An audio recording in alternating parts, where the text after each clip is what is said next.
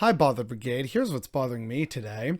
So, we got to talk about the mayor of the capital of Canada for a hot second because there's been a whole thing going on in the city of Ottawa recently that ties into police budgets and corruption and abuse and even the Black Lives Matter movement. So, where this all starts is that apparently recently the city of Ottawa was having deliberations on their police budget, and the police voted to give themselves a very large increase. And city council seemed to sort of go along with that. And this is where the protests started. And a couple dozen, like only 2 dozen or so protesters, actually closed off the on-ramp to the main highway there in protest of this massive police budget increase. Proudly saying, hey, Black Lives Matter, this is not helpful, especially given all the problems with the Ottawa Police Force, which we're going to get to very shortly. Don't you worry about that. The kicker is how Ottawa Mayor Jim Watson responded. According to Kate Porter of CBC, quoting Watson, "I've been clear I do not support any movement to defund the police that would affect frontline services or start to see layoffs of officers. The public is telling me, not those who block roads or hold rallies, that they want to see a greater police presence."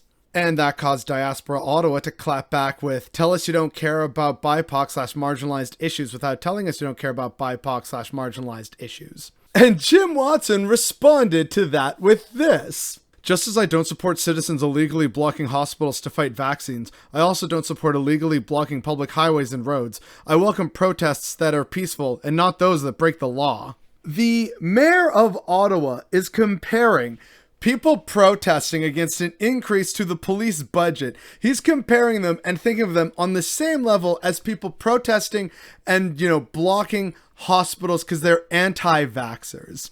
These are not the same thing, Mr. Watson. Different things are goddamn different. There is a huge difference between buying into conspiracies and actually prolonging a pandemic versus having no recourse because of both police actions and a city council that doesn't listen to people and deciding to make it a focal point issue to protest against a very real problem in the city, which I guess means we're going to finally talk about the Ottawa Police.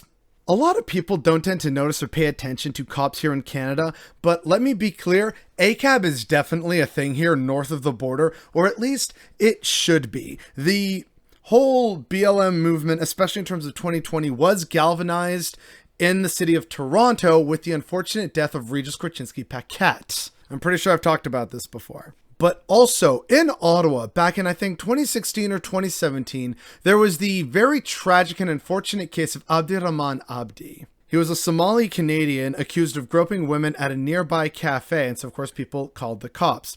Turns out the man definitely had some mental issues, but unfortunately the cop who responded showed up with, again, reinforced gloves, and he and another partner basically brutally beat this man to the point that he eventually died. Just last year, that officer was acquitted in Abdirahman Abdi's death.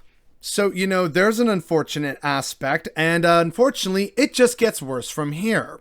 I know I talked about this before, but I'm not going to go back and try and find it or this segment and just, again, reiterate that, the whole, we need cops because they're the ones who actually go and make drug busts and keep crime off the streets.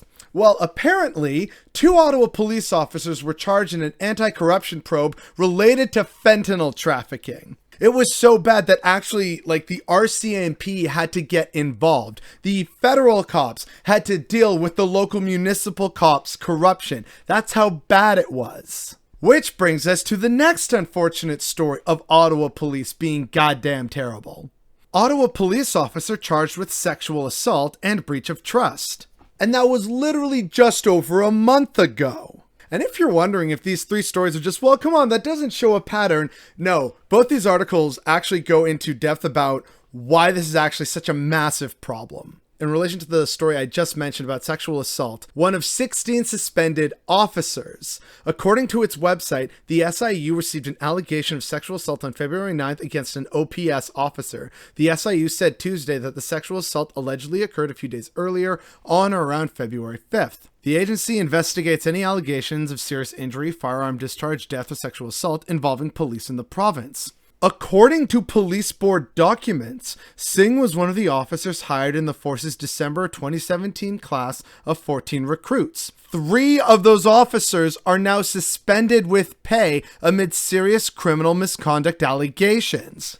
Okay, so apparently 3 people within a single graduating class have been mired in allegations. And in the story I mentioned before about the cops literally pushing fentanyl onto the streets of Ottawa, there's this lovely tidbit.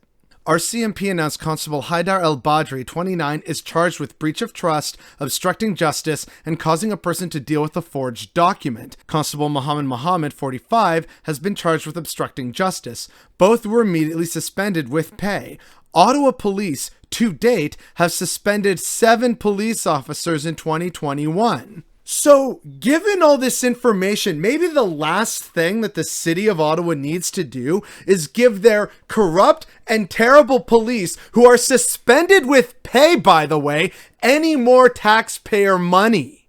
This is absolutely ridiculous. It is so ridiculous that the mayor is not only comparing actual activists to anti-vaxxers because, oh, well, they blocked things and therefore it's the same. No, dude. One group of people is prolonging the pandemic. The other group of people is trying to actually save taxpayer money and prevent further deaths and more corruption in an already super corrupt police force. Give your head a goddamn shake, Mr. Watson.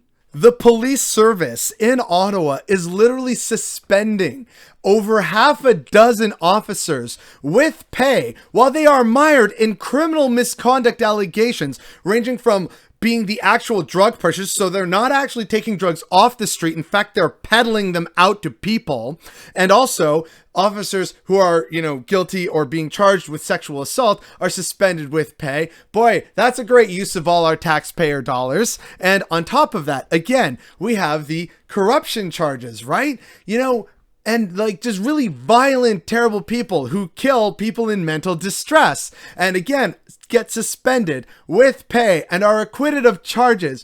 Maybe, the Ottawa Police Service has a goddamn problem. And the last thing it needs, while it gives all these guys a lovely, comfy paycheck while they sit at home and wait for all this to blow over, maybe the last thing they need is even more money. And maybe the thing that you need to do is actually give your head a goddamn shake. But given that you're a politician in Ottawa, I don't think that's going to happen. And that is definitely what's bothering me today.